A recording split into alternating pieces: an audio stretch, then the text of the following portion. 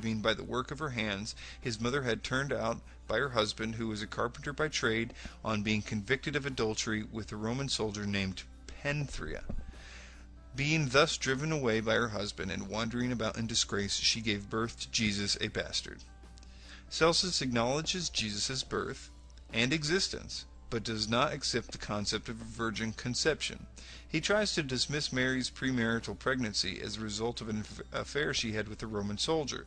Strangely enough, there is a very similar passage in the Jewish Talmud, which makes the same accusation. This gives us reason to believe that Celsus may have referenced Jewish sources for some of his arguments. On the crucifixion, Celsus writes, Jesus accordingly exhibited after his death only the appearance of wounds received on the cross, and was not in reality so wounded as he is described to have been. In this statement, Celsus confirms Jesus' death by crucifixion, although he claims the only wounds Jesus received were those inflicted by the crucifixion, thus denying any previous torture had taken place. But not even history offers Celsus the benefit of the doubt, as floggings were the standard form of torture given to victims prior to the crucifixion. Celsus contradicts himself yet again when he later states that Jesus was probably never even crucified, but instead had an impostor die in his place. Skeptic Interjection 1. Celsus also states, "It is clear to me that the writings of the Christians are a lie, and that your fables are not well enough constructed to conceal this monstrous fiction." So how do we know that Celsus is referring to a historical Jesus and not just debating a myth of Jesus? Answer.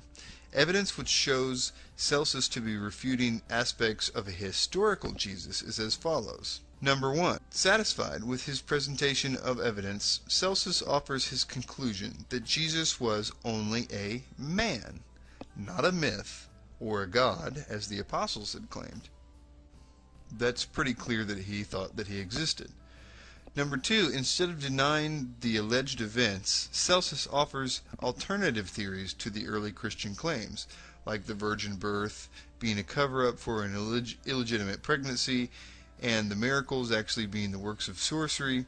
If he was discussing a mythical character, he would not have needed to go to such lengths, but to merely have dismissed Jesus as a myth.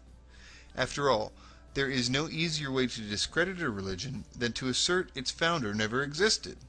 Of course, this is the argument Celsus never makes. Number 3. Celsus refers to his belief that the claims such as the virgin birth and the resurrection were embellishments created by Christians, not that Jesus himself was a myth. Celsus was debating the claims of Jesus' divinity, not his existence. Gaius Suetonius Tranquillus lived from 69 to 130 A.D. Suetonius was a prominent Roman historian who recorded the lives of Roman Caesars and historical events surrounding their reigns. He served as a court official under Hadrian and as an analyst for the imperial house. Suetonius records the expulsion of Christian Jews from Rome, mentioned in Acts 18 verse 2, and confirms the Christian faith being founded by Christ. He says, "As the Jews were making constant disturbances at the instigation of Christus, Claudius expelled them from Rome." Skeptic Interjection 1.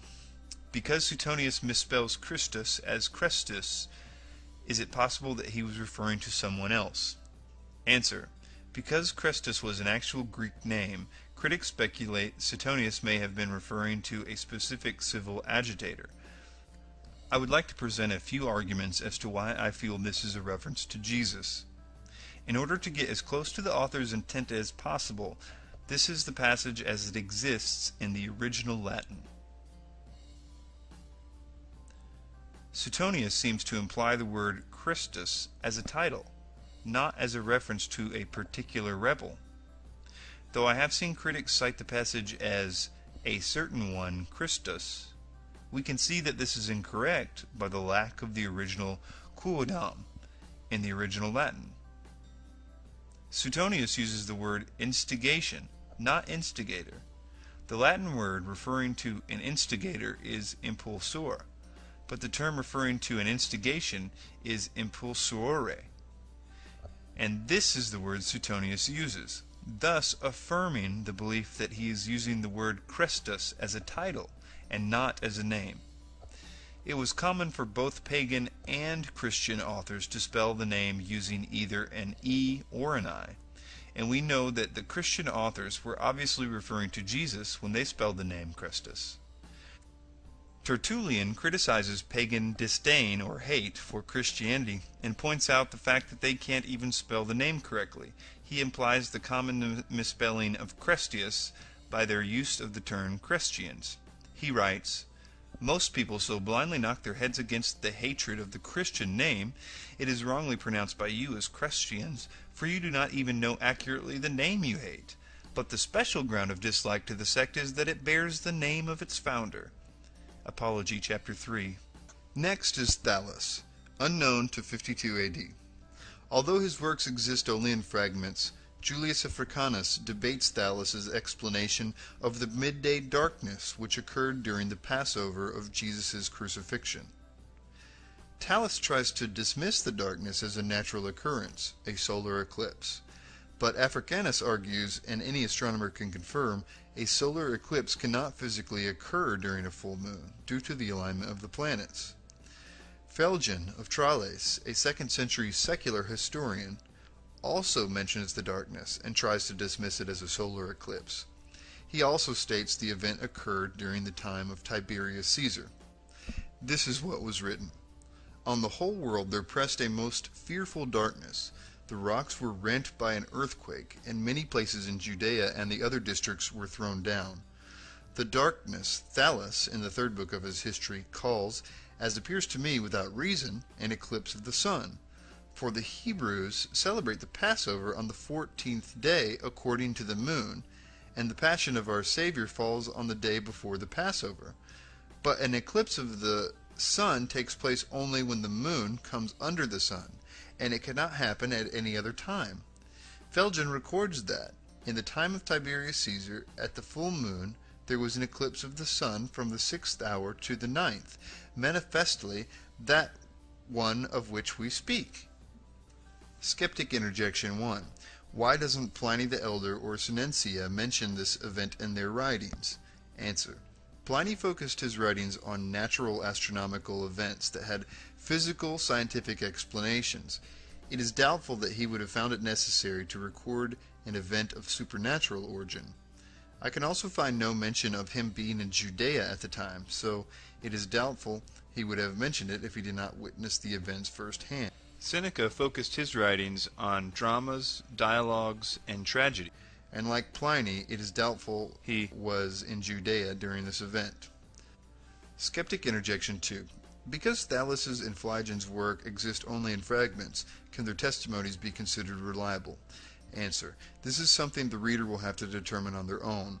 Africanus was an honest, qualified author who did not alter the quotes to serve his own purpose. This is very likely considering what we know about Africanus. Africanus's methods were highly respected by his peers, he was often quoted by other authors, he had even chastised his friend and fellow Christian Origen for citing information from a spurious, unreliable source. It also must be noted that Thallus never said this eclipse did not happen, but instead was trying to actually come up with a scientific explanation to the eclipse instead of assigning it to divine origins. Next is Mara bar Superion. Mara bar Superion of Syria penned this letter from prison to his son. What advantage did the Athenians gain from putting Socrates to death? Famine and plague came upon them as a judgment for their crime. What advantage did the men of Samos gain from burning Pythagoras? In a moment their land was covered with sand. What advantage did the Jews gain from executing their wise king? It was just after that that their kingdom was abolished. God justly avenged these 3 wise men. The Athenians died of hunger, the Samians were overwhelmed by the sea, the Jews, ruined and driven from their land, live in complete dispersion. But Socrates did not die for good, he lived on in the teachings of Plato. Pythagoras did not die for good, he lived on in the statue of Hera. Nor did the wise king die for good, he lived on in the teaching which he had given. Skeptic Interjection 1. How do we know that this passage is in reference to Jesus? 1. He was Jewish. Jesus was a Galilean Jew. 2. He was executed. Jesus was crucified after the Jews appealed to Pilate to have him